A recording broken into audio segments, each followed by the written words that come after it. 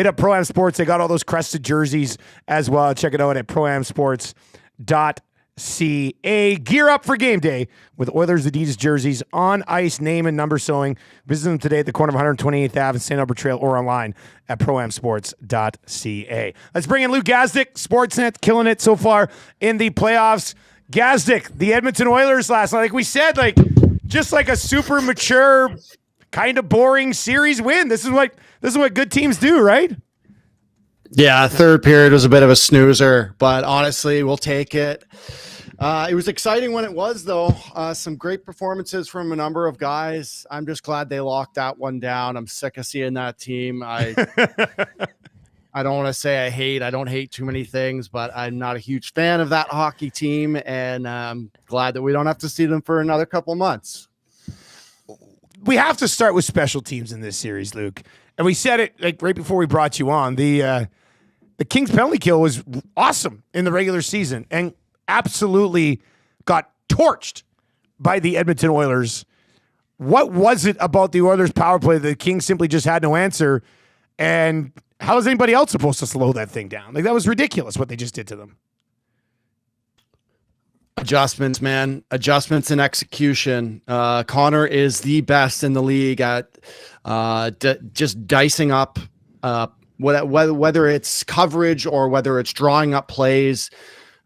He has the ability to read things in real time and be able to adjust to anything. The Kings, I think, started overthinking it. Bieksa did a nice thing on it last night on TV because I noticed it as well. They play in this diamond, first of all, which is very different from the way that the Oilers kill, which is more so like a box and you cut the ice in half and the forward always rolls over top. With this diamond, you're basically just standing there. So last night it was even more condensed. It looks like a 1-3 and it's really defensive. And I think that's the way they wanted to kill it, was to almost sit back and try to get them to take shots from the outside. But then Connor just started rolling around the top, and then that gets guys moving, and he sends pucks backside, and it's game over. They just have so many options, right? Whether it's the Bushbaum at top, Hyman, one of the best in front, Leon on the backside is going to finish that 90% of the time. And when they're all feeling as good as they are, it's going to be almost impossible to defend no matter who is trying to kill it. I was going to ask you, Luke, aside from not taking penalties, is there any way, if you're say the Preds or the Canucks or whomever kind of down the line here, what would you tell guys? What is kind of the battle plan again, aside from just flat out staying out of the box?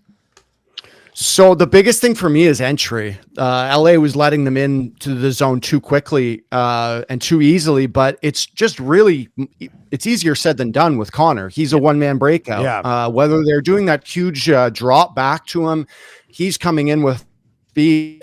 It's really hard to stop. But you're going to have to start sending guys up. You have to make their entry into the zone a little more challenging than that. Because once it gets in zone and they start clicking, it's going to be as tough as it gets. But the two biggest things for me are, stay out of the box and a little more pressure up ice. I think that's the biggest thing they have to start, is at least trying to make them feel a little uncomfortable on entries. We've had some people texting in today claiming they thought that was the best game Leon Draisaitl has ever played. I mean, if it wasn't number one, it had to be right up there, didn't it, Luke? Honestly, might have been the best game I've seen him play in an Oiler uniform. Yeah. Isn't it incredibly fun to watch Leon when he is just motivated, fully engaged, man? Yes. Fully engaged. Engaged is the word I'm looking for. It is one of the most, it might be more fun to watch than Connor when Leon's playing at the top of his game, because Leon has that little bit of edge to him as well. And it is a fun, pretty thing to watch. When he's going full tilt, you're not going to win a loose puck battle against him. You're probably not going to win a face-off against him. And if you're a goaltender, if he gets a shooting opportunity, you're probably not going to save him. It's like he's a man on a mission. It's just such an X factor for this Oiler team to have him going the way he's going. And last night was just such a great example of that, whether it was in the face-off circle, was his or the finish.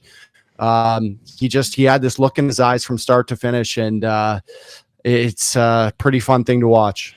So Nashville-Vancouver, They play tomorrow in Game 6. If that thing goes 7, it's not scheduled to go until Sunday. So if it goes 7, I mean, the Oilers aren't playing until at least Tuesday at the earliest. How big is it? And Colorado's going to get the same thing here. How big is it, Luke, to have 5 or 6 days, not off, but for practice and a couple days off filtered in there, I would think, early in the playoffs like this, when you get to a Stanley Cup final possibly in a month? Yeah, I feel like we had a similar conversation when, what was it? They were on their heater and then All-Star break came and we were like, is this time off going to be good for them or bad for them? I was always of the mindset that time off is always a weapon. And there's guys in that dressing room that are hurting right now. Whatever it is, injury-wise, illness-wise, this is a great opportunity for guys to rest and reset. That is probably the worst thing that could have happened to Vancouver with at home ice. Now you got to jump on a 4.5-hour flight down to a rowdy building in Nashville and try to close out in 6 and then possibly come home for 7. They could have definitely used that time off, especially because they're going to start at home with home ice advantage. But I think it's always a good thing, and especially for this Oiler team to get it able to kind of sit back, take a breath, spend some time with your fam, go over some X's and O's, watch some tape, and if there's guys hurt, injured, dealing with stuff, you get to take care of that as well. Luke, I just want your thoughts on the other side of the special teams in terms of the penalty kill and the Oilers dazzling in that department as well. Not to say that the Kings came in this thing with a power play to write home about, but 12th regular season, Canucks 11th, Predators down there in 16th. Just your thoughts on the kill thus far through the opening round, and how long do you see it staying perfect and continuing against either, again, the Preds or the Canucks? Well, it's been great. And I think they're on the opposite side of the spectrum than LA, and they keep it as simple as possible, which is, like I said, cutting the ice in half. It's 200-foot clears. It's a little bit of up entries. But more importantly, I think the biggest change Nobbs made when he came and took over was allowing more of these depth guys to take it. And a guy like Derek Ryan McLeod has turned into an outstanding penalty killer. Even your top guys like Nuge and Rico, I see these guys taking a lot of pride in it right now. And it's definitely given the depth guys maybe a feeling of having more of a role. And I just see a cohesive unit of guys taking a lot of pride in killing off penalties for their team. And Stu's been outstanding. Your goalie's your best penalty killer. That definitely helps. Yeah, that's a good point. We haven't talked a lot about his involvement in the penalty kill. Now, we're with Leon Draisaitl from Sportsnet, Mitsoff Podcast here, brought to you by Pro-Am Sports on the Nielsen Show. They do await the winner of this Nashville-Vancouver series. How difficult is Nashville going to be to put away here for the Canucks, do you think? Well, I think, I'll just say it. It's been an incredibly boring series to watch. Man. No shots at all. Hasn't been really.